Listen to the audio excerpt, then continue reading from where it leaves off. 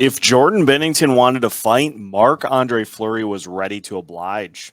We'll talk about the goalie fight that wasn't on today's episode of Locked on Wild. You're Locked on Wild, your daily podcast on the Minnesota Wild. Part of the Locked On Podcast Network, your team every day.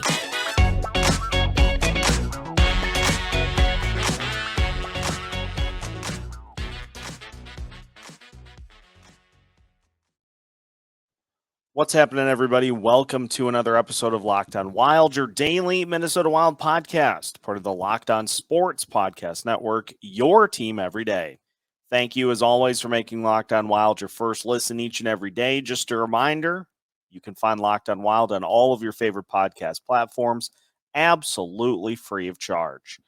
On today's episode of Locked on Wild, we break down an absolute calamity game between the Minnesota Wild and the St. Louis Blues.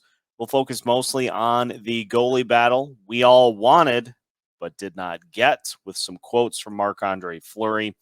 And we'll talk about how the Wild tilted a game so heavily in their favor that they never looked back after a 3-1 deficit. My name is Seth Topal, your daily Minnesota Wild insider. We usually don't spend episodes breaking down games. We have done a ton of Locked on Wild postcasts all season for that specific purpose, but this one deserves at least one episode. We're going to give you two today to break this game down. It was a Donnybrook, an absolute Donnybrook between the St. Louis Blues and the Minnesota Wild, and a game that could not have started off any worse for the Minnesota Wild, down 3-1. But we all know the Jordan Binnington story by this point. A player who I liken to AJ Pierzynski of the Minnesota Twins, formerly of the Minnesota Twins. A guy that you love to have on your team, but cannot stand as an opponent. And so the Wild, with that 3-1 lead, you have one of those kind of flashy saves from Binnington to start the game. And you just kind of wonder if it's going to be one of those where Binnington's going to try to really show up the Minnesota Wild en route to a victory. But things rapidly started to tilt as this game moved towards the second period. The Wilds grab control of this game. They get a goal from Joel Eriksson-Ek as he just continues to ram it past Jordan Binnington. Would imagine Jordan was not super thrilled about how that played out. And then all of a sudden, the Wild score 3 goals in a 1-minute, 46-second span. Craig Berube calls a timeout, absolutely loses his mind on the bench, trying to get his team back into all of a sudden a 4-3 deficit. And then it becomes 4-4. The Wild untie it at 5-4. And Binnington chirps the Wild bench. He heads over to the Wild bench and is trying to start just whatever he can. He's got a long history of this, so this is nothing new. The Jordan Binnington experience has a rich history of exciting interactions with opposing teams, opposing players, opposing anyone that will listen. And so you have all of that. And then Ryan Hartman scores his first goal of the night. And as he is moving through the crease to get to the corner to celebrate, he clips Jordan Binnington. Jordan Binnington, not a fan of that in the slightest. And so he heads right over to Ryan Hartman to try to escalate, taking exception to that particular play. He slides over to where Hartman's at. He's met, of course, by a blob of Wild players, Hartman as well. And then who should come skating up from the opposing side of the ice? Marc-Andre Fleury. Dropped the gloves, and it was so funny, too, because it's not like Fleury was the one being restrained. Jordan Binnington, the one being held back by the linesman. And this was after the power play goal that made it 5-4. And it's so funny because a guy who ends up kind of talking all that talk. And I mean, look, Binnington is a Stanley Cup champion goalie. So obviously he has the cred to back it up. But Marc-Andre Fleury was ready to go to war in this game. He had dropped the gloves. And as we'll talk about in a little bit, he was ready to go in this one. He was ready to exchange fists with Jordan Binnington in this game. And I just would have been fascinated to hear and mostly see, how that would have played out with Fleury and Binnington coming to blows, because Fleury's been around forever. That's one of the few boxes that he has yet to check. And so with him getting up there in age, he was ready for it. He was going to go. He was going to go. And the linesman held it back.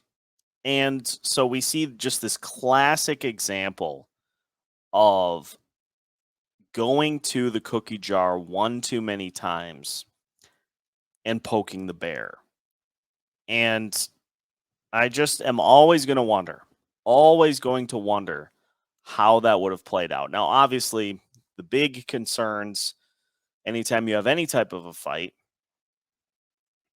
injuries, especially to a goalie. But you know what? I think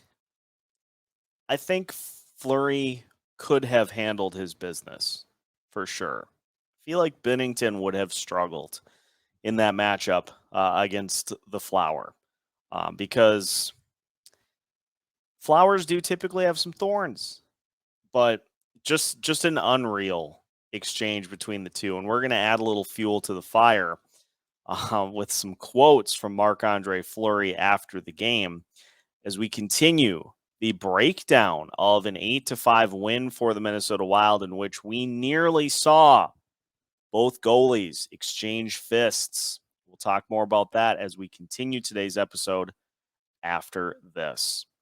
Today's episode of Locked On Wild is brought to you by the official sports betting partner of Locked On, FanDuel. And we are moving towards the absolute pinnacle of both the NBA and NHL season. So now is the perfect time to download FanDuel, America's #1 sportsbook, because new customers get a no-sweat first bet up to $1,000. That's bonus bets back if your first bet doesn't win. Just download the FanDuel Sportsbook app. It's safe, secure, and super easy to use. Then you can bet on everything from the money line to point scorers to three-pointers drained, plus who takes the shots and who scores the goals. Plus, FanDuel even lets you combine your bets for a chance at a bigger payout with a same-game parlay. So don't miss the chance to get your no-sweat first bet up to $1,000 in bonus bets when you go to FanDuel.com/LockedOn. That's FanDuel.com/LockedOn to learn more. Make every moment more with FanDuel, an official sports betting partner of Locked On. Continuing today's episode of Locked On Wild. Once again, thanks for making Locked On Wild your first listen each and every day. For your second listen, make sure you check out the Locked On NHL podcast to get the full lowdown on the playoff picture as we gear further towards the end of the season. Locked On NHL is available on all of your favorite podcast platforms, absolutely free of charge. Some quotes from Marc-Andre Fleury after the game. Joe Smith of The Athletic had the honors of talking to Marc-Andre Fleury after the game. Fleury was disappointed that he got held back from fighting Jordan Binnington. Said Binnington hit a Minnesota Wild player between the legs earlier when he punched Ryan Hartman. I forgot completely about this part, is that Binnington sucker punched Ryan Hartman in the face after taking exception to Hartman clipping him on his way past the net. Binnington was out of the crease as well. Just throwing that in there. Not sure if that really it does matter. It does matter. So Hartman clips Binnington. Binnington clips Hartman. Fleury ready for war. And Fleury saying, I felt that was my guy. I had to take care of him. And a little bit more, Fleury saw Binnington throw another punch at our guy, and that was the time. So this is an interesting kind of dynamic here because you have this Minnesota Wild team struggling in this game against the St. Louis Blues. They'd given up a couple of power play goals. They were down 3-1. And at that point, if you're the St. Louis Blues, you don't need to give the Wild a reason to get angry. You don't need to give them a reason to become Gordon from Dodgeball. They're not playing well. All you have to do is just handle your business the rest of the way, and you likely come away with what could have been probably a 5 or a 6-1 win.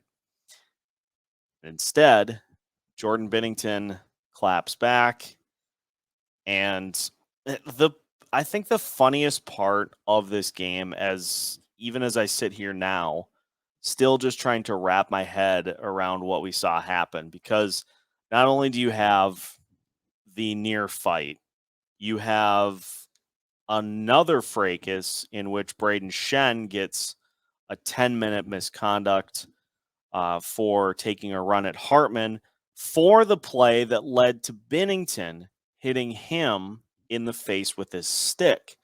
That did not warrant any sort of retaliation from Binnington. I do like the fact, too, that Hartman got a roughing penalty for that, which was just absolute.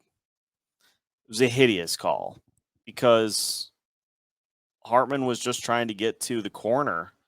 Binnington came out of the crease to get a piece, because I think at that point, it's like when a coach is looking for a reason to either get a technical foul or to get ejected. Like in baseball, you've got a manager that doesn't like the way the game's going, so he just goes out to argue balls and strikes and gets tossed. Sometimes a coach in basketball looking for a reason to pick up a technical foul to try to get his team going.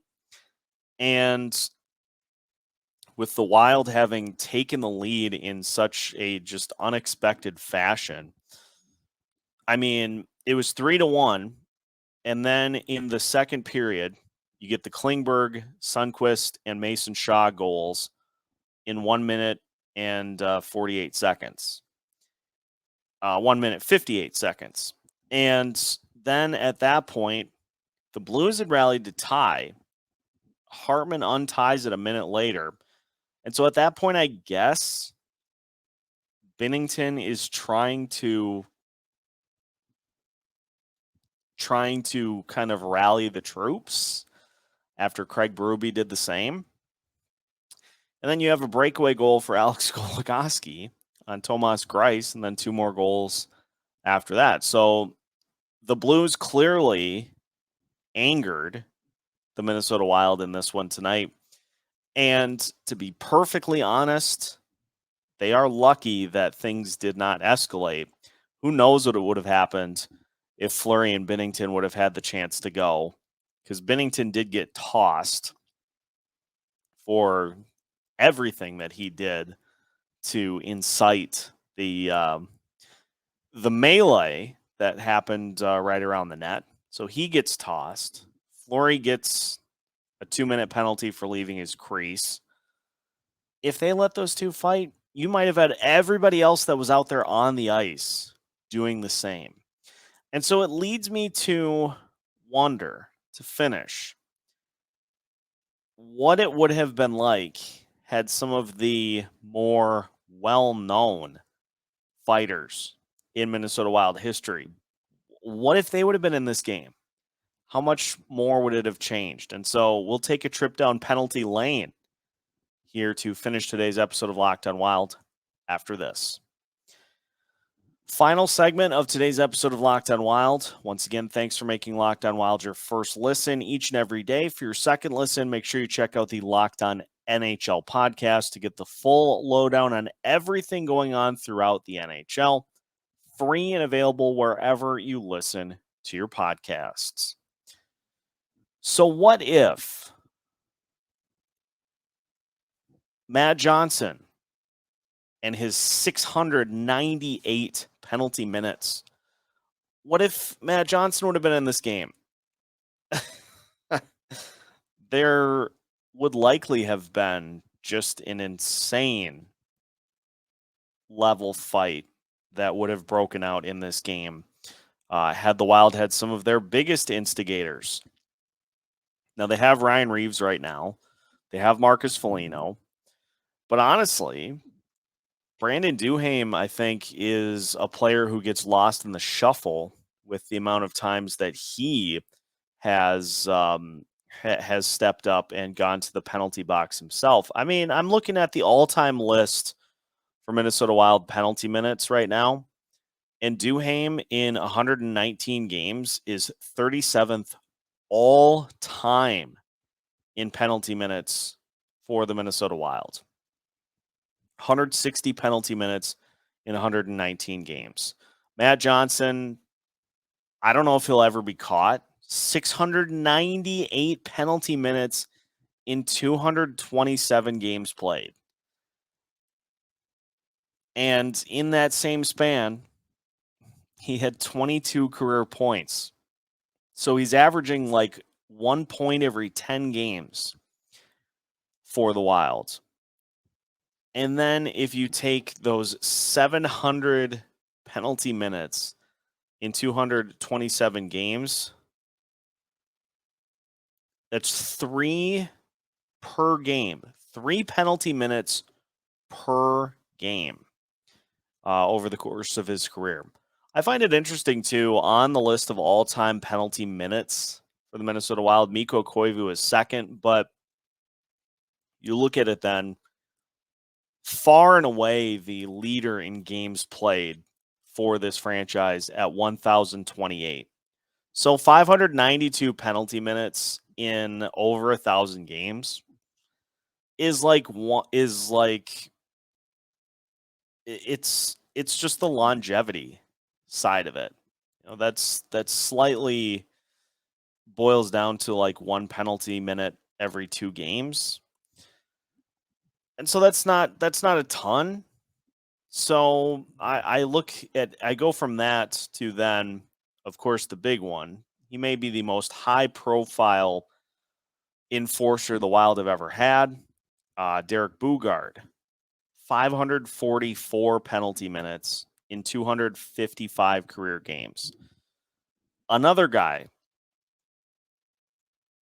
who is not going to take anything from anybody.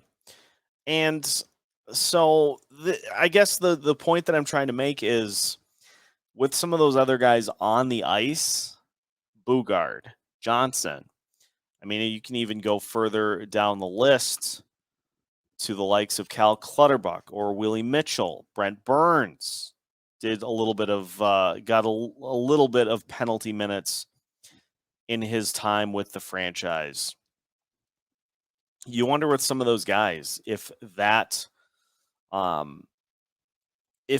situation would have been allowed to unfold as much as it did.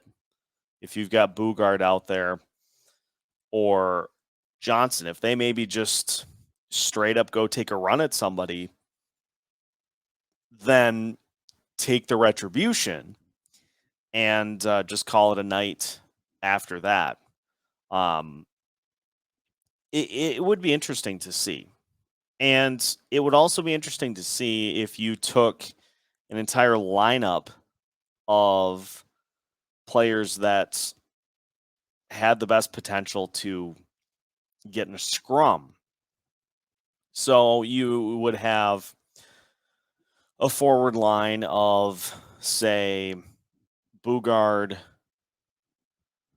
Johnson, and I guess as a center, you could maybe throw, I suppose you could throw Koivu in there because he was more of a physical defensive center. So maybe you have him be the center and you put Matt Johnson and Derek Bugard on either side and just prepare for pain. Just prepare for pain if you're going up against that lineup. But you've also got guys recently like Marcus Foligno, Ryan Reeves. So those could be wingers. And look, on this year's team, and we'll talk more about the fourth line here for our second episode today, Connor Dewar's not afraid to mix it up either. Him, Mason Shaw, Brandon Duhaime. This Wild team has plenty of guys that like to mix it up, have no problem being physical. But if I'm being completely honest, I think we would like to see a little more of it from particular guys. And now for, say, Ryan Reeves, starting to score at a clip that means that he is being a productive member of a fourth line that is really helping kind of carry this team right now. But when that scoring dries up, you got to throw your body or your fists or just hope that the linesman breaks it up before you have a chance to even really get it going. Either way, I'm still taken aback by what we saw against St. Louis, a game in which the Blues were cruising for a win, and then they had their teeth punched right out of their skulls and just straight up handed one to the Minnesota Wild because of their goalie's antics getting everybody going. If you go too many times to the well, you're eventually going to get bit. And that was exactly what happened for the Blues here this evening. That will do it for today's episode of Locked on Wild. Now that your first listen of the day is done, once again, make sure you check out the Locked on NHL podcast to get the full lowdown on everything going on as we gear up for the final push to the playoffs here for all of the teams that are Stanley Cup hopefuls as we move through the rest of the month of March into April.